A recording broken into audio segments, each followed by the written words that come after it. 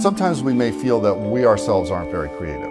And in fact, I saw a movie, The Gambler, with Mark Wahlberg, and he's an English teacher, and he looks at the class and he says, if you're not a genius, don't even try.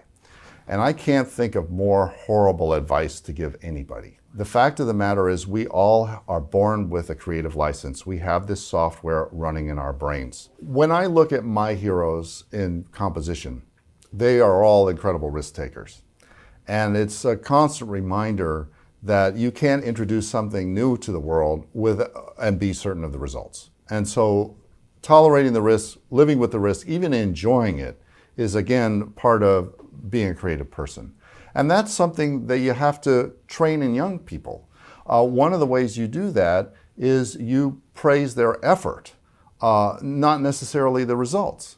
And you honor the fact that, oh my goodness, you are willing to go out there and try that and try that and try that. Things you've never done before, maybe no one else has done before. Okay, it didn't pan out, but what an extraordinary effort. And one of the ways you can do this in the curriculum, for instance, is through something called sandboxing, where let's say you've given an assignment in a class, and you say, look, first step, everybody come up with 8 possible solutions to this problem.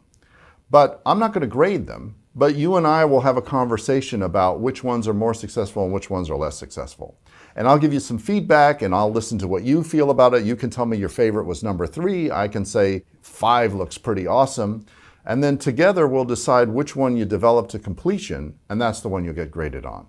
And that gives the student the permission to try all sorts of crazy things without worrying about being evaluated, and gives them an opportunity to take risks without having the consequence of a grade.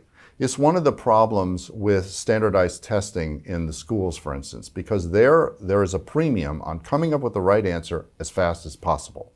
And coming up with wrong answers is a total waste of time and has absolutely no value. The only thing is to point yourself exactly at the right answer. And creativity works essentially on almost a 180 on that.